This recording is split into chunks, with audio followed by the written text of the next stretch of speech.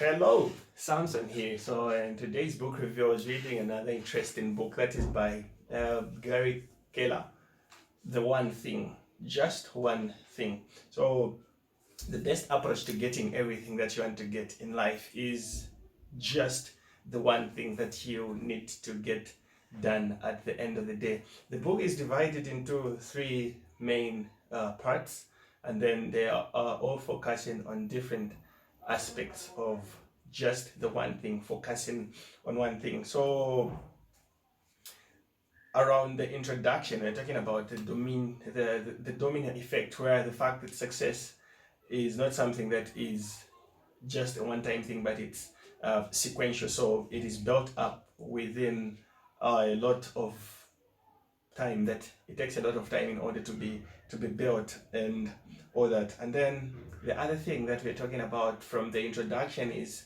success leaves clues. So when you talk about success, you're talking about the one thing that you're supposed to do. You're talking about the one person. You're talking about the one life, and you're talking about the one passion and one skill. So for everyone who's achieved success, you're looking at one person, we're looking at one passion and skill.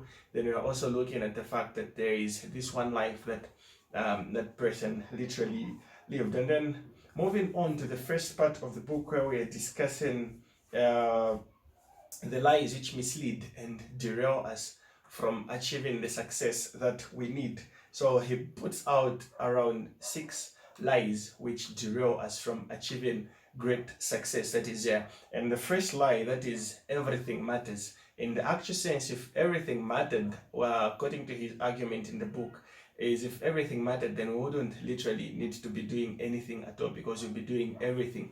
But the fact that there is only this one thing that matters and it is supposed to get done, then there is this myth that everything matters. So it just doesn't add up. There is just only one thing that matters.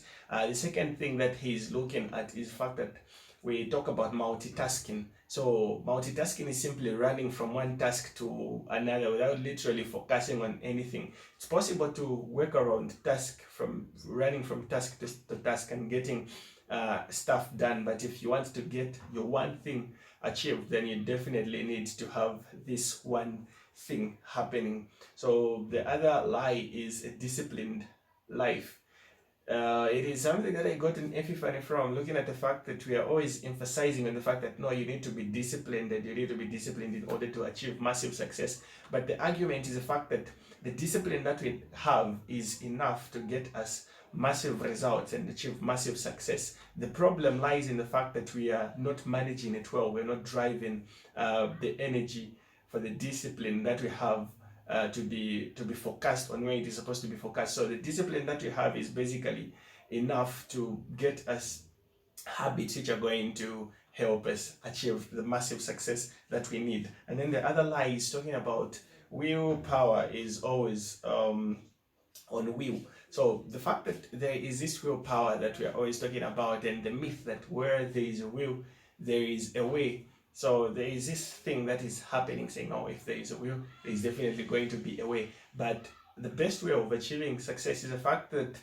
character, when it comes to will, is an important and essential element that we are supposed to have if we're to achieve massive success. So where there is a will, there is a will, quite right, but there is supposed to be character built that is going to support the willpower that we have. And then the other lie that he discusses in the book is a balanced life. So this is idealistic and not realistic, as he says in the book. So having a balanced life is something that is just not possible. The fact is, we need to prioritize. So when you put your priorities in order, then definitely you need to know, and you're going to get stuff done which is supposed to be done and at what time. And then the last lie is big is bad.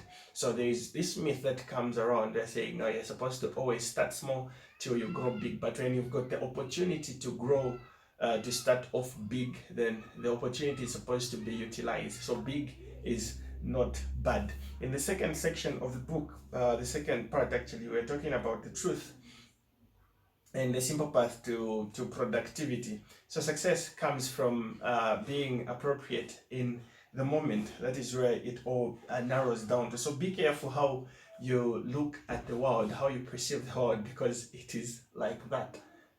I think that should make enough sense looking at the world, the way you look at it, and that is just how it is. So the focusing question is the first thing you're talking about when you want to look at the simple path to productivity. So the focusing question, it is a question that is going to lead you to finding out answers which you need. And then for this, you need to look at success being a result of the habits that you've built over time. So success is simple, according to Gary. So you do the right thing the right way and at the right time, then you get massive results. So the path to great answers is basically asking great questions. And you tend to ask great questions, then you definitely get to find yourself great answers. So you only tend to find great answers by outsourcing. And how do you outsource for different answers? Books are a great source of answers. And then he says